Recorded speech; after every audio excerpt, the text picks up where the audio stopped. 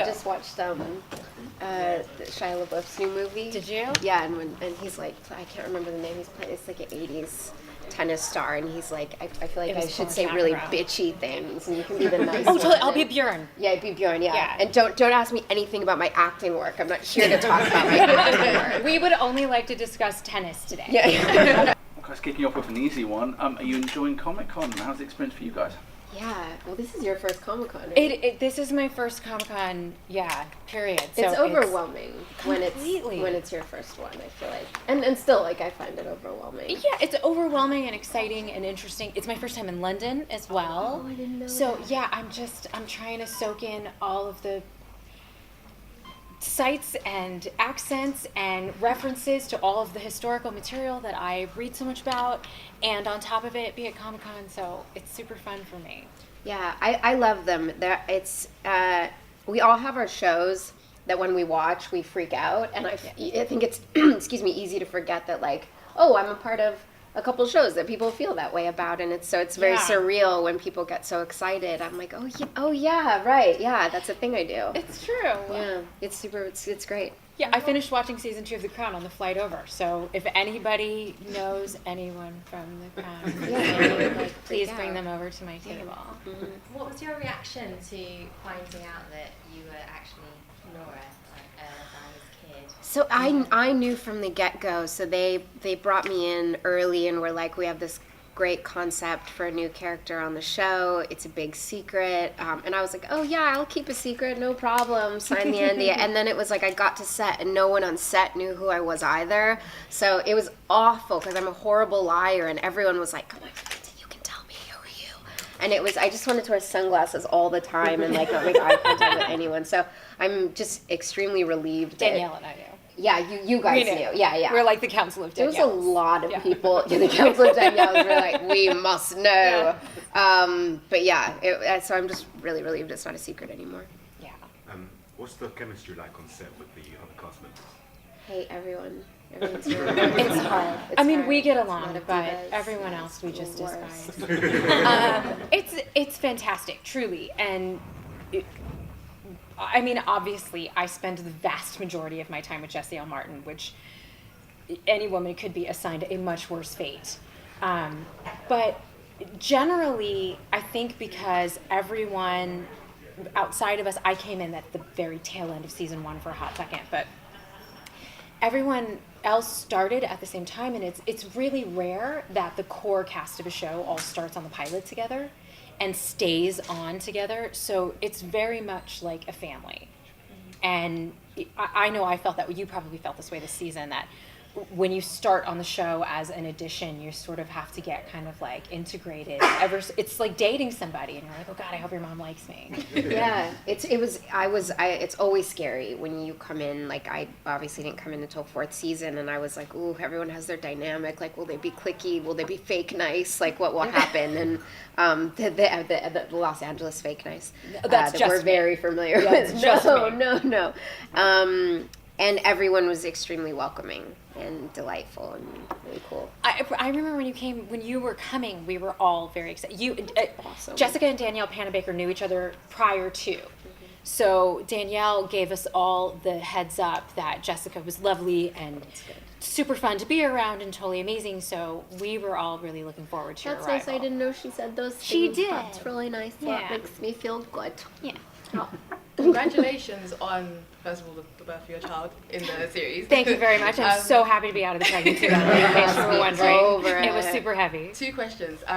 Going into the next season, firstly, how would you transition from now being a mother, and secondly, you now being a speedster, especially a speedster of colour, how will you bring that sort of representation, to your viewers and everything? Please go first.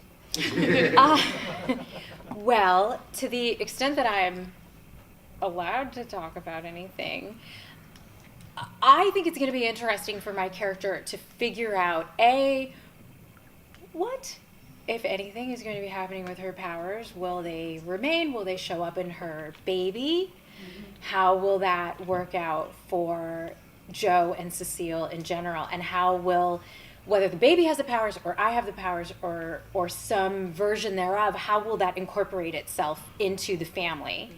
And also, how does a baby factor into Team Flash? I mean, everybody's saving the world every week, and now we have an infant and an entirely grown adult child who are part of the team that we all have to figure out what we're doing and get you home. I've coined my own, I don't know if I'm allowed to do this, but I like to call myself Baby Flash. I really hope it catches on. I like it. You know what? I'm going to use it until it does. Please do, Baby Flash. Baby Flash. I'm like, I really want to put it on Instagram, but I'm like, no, it's not cool if I write it first. If I do it Please first. say Baby Flash. Yeah, and then Okay, you can just that happen today? and then you And just I'll be like, repost it. Yeah, Baby Flash. You guys, you're all on the On the Baby Flash, please, thank you. Yeah, you're on the hook. We're coming after every one of you if you don't repost. Exactly. That's a really scary and important question. This is a very long-winded answer that I will try to say quickly. So I grew up in Canada in an incredibly white family. The fact that I was part black was never brought up, which I ignorantly thought when I became an adult that was great because it was never even acknowledged. We never talked about it, and because color doesn't matter. And then I moved to America where I realized like, no, color matters and culture matters, and it's important to be like, yeah, I'm part black, and that's amazing. It's not like I was hiding from it or something. It just, no one ever talked about it. It was just never brought up. And so it's funny, when I moved to the States, there became that sense of like, oh, I represent to a degree women of color on screen because of the color of my skin, but it's been intimidating because I didn't grow up in the culture at all. So it's new for me, and I love being asked those questions because I'm like, whew, okay. I don't know what I'm gonna do to bring that, other than the fact that I'm just gonna be there, and little girls who are of color can watch, and like, you too, it's like, can watch and go, wow, superhero that looks like me, like the same as when Black Panther came out. I mean, it exploded, and so I feel incredibly honored to be a part of that community. Flash do really well with that. They do bring a lot of people, women of color, which is very important. And Very, very, very. I think our show collectively, this is not the case anymore, but there was a period of time where we had more people of color on Flash than were on entire networks. Like you take all of the cast members, and it's extremely unusual for a network show to have the majority of the series regulars, which is the case now, be people of color. Which is such a bummer. Yeah. Like, why? And on top of it, we get to be superheroes, which is like freaking awesome. Incredible. Yeah. Who do you think's faster, Nora or Barry? I'm going with Nora hands down, mostly because she's the best to me. I would fight you. Also, second generation, she's Barry with all of Iris's smarts. Like, she's got Irish genes in there. Yeah, obviously. it's a powerful combo, guys. Yeah. We all know I'm the most powerful, fast, all of it. Yeah. Got it. And the Wally connection. That's true. That's right. We should have considered Wally in that connection as well. It's the whole, but she's full West Allen. Like, this is what happens when West Allen becomes one. Yeah. Have you shot any speedster kind of, like, in terms of shooting as a speedster? Have you kind of Just that on the treadmill or anything like that? Just the one, no, nothing like that. Just, I mean, I had like we did all the, I don't remember what it's called when they scan your body. Mm-hmm. You do the whole, it's that whole thing, and it took hours, and you make like all these faces, and you do the whole thing. So that's all I've done. And then the one little moment when I had that speedster moment in the episode, but literally all I had to do was this. Grant So told me, Grant told me that he showed you how to do your hands without looking stupid. I weirdly don't remember that. Obviously, it wasn't very helpful because I have no recollection of Grant helping me. Yeah, you do this, you do this. Try not to. It's weird. When I was in LA, they take pictures. It's super weird. They take photos of like the bottom of your feet. I was gonna say I shouldn't say that because there's probably like cult foot people now that are trying to get pictures of the bottom of my feet online. Yeah, it's like it's weirdly invasive. Really? It's just, yes. They took bottom of your feet. Yes, please tell me that happened to you too, and that I'm not. Oh no! It absolutely did not happen in any way, shape, or form. It's very. I don't know what to say now. No, it's just you. I gotta call my agent. With your powers over the last season, either how difficult was it or how much fun did you have doing parodies of other characters? Both. Both. It was difficult because as an actor, you learn lines. The very first thing you learn as an actor is it's all about listening and responding and what's happening in front of you. And then when you play somebody who reads people's minds, you're responding to yourself all the time. So that part was really hard. And I hope I was successful at it. I worked really hard at making sure that when I was sort of doing an impression, if you will, of the other actors on the show, that it was certainly an homage and not, in any way, caricaturizing them. But that part was really, really fun. And I have a pretty strong background in terms of scripted comedy, so like anytime Flash lets me be funny, I'm always really happy about that. So, no, my favourite was the pizza dude, hands down. Thank you. It was my favorite as well. I had far too much fun that day. Since being on The Flash, have any of you had an opportunity to sit down and read the comics or like source material behind what makes the show what it is? Oh my God! Don't look at me. I have some. Okay. And what I found, and my best advice to Jessica coming onto the show a little after me, is that the source material is really helpful for a framework, but in terms of detail, it's best not to do like deep dives into the muck, because I know the fans get very attached to what happens in the comics, but what happens in a comic book, it does not always translate to television. Yeah. And it doesn't also always translate into the evolution of a story. Yeah.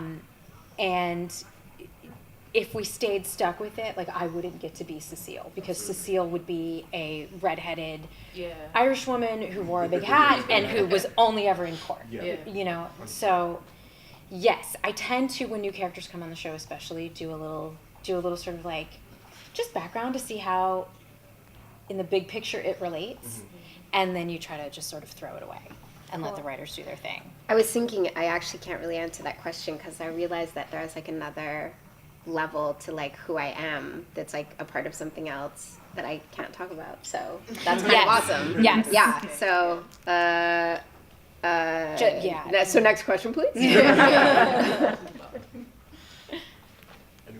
Would you like to do crossovers? Because I know there's a lot of crossovers with the whole Arrowverse, and I don't know if it's part of it, but I think Black Lightning is connected. Would you like to be because Black Lightning is I'm only halfway through. It's really good. Yeah. So especially when you're talking about diversity and stuff like that, and the whole CW universe, even from Smallville to now, has always been quite diverse with the characters blending.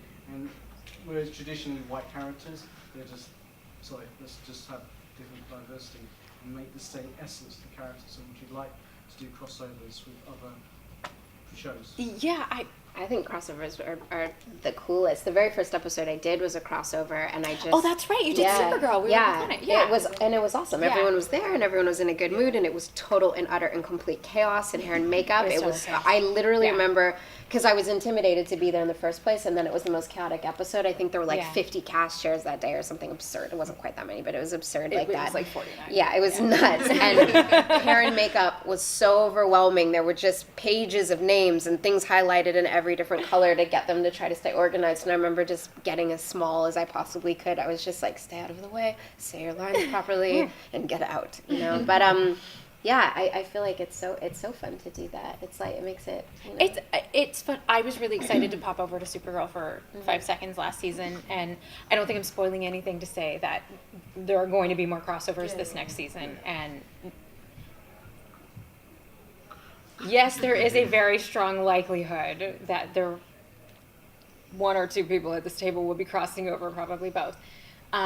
In terms of Black Lightning, just to say I love it, and I have a very public and undeniable crush on Jill Scott. So if any of the writers are listening right now, guys, I'm just saying it would be fun. But for me, it's a real, it's challenging when we're shooting, and it's challenging for crossovers to happen because not all the shows even shoot in the same city. But the idea that different shows on the same network pop over to one another, the sort of traditional TV lame word of synergy, I feel like the only time synergy has legit worked is on the CW in the DC universe. And I think it's cool for fans, and I think it's cool for us to do it. And I love that the network makes it happen, because it's no small feat. Well, Thank you very much. nice seeing you guys.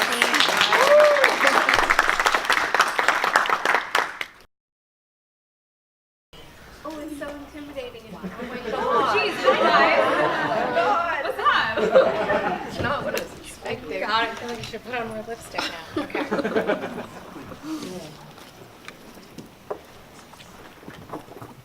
I feel like we're at Wimbledon. I Me just too. watched Shia LaBeouf's new movie. Did you? Yeah, and he's like, I can't remember the name he's playing. It's like an 80s tennis star, and he's like, I feel like It I was should Paul say really Chaparral. bitchy things, and you can be the nice Oh, one. totally. I'll be Bjorn. Yeah, be Bjorn, yeah. Yeah. And don't ask me anything about my acting work. I'm not here to talk about my acting work. We would only like to discuss tennis today. Yeah. FYI, I'm totally that person who pretends like they suck and then you get me on the court and I'm like straight in your face.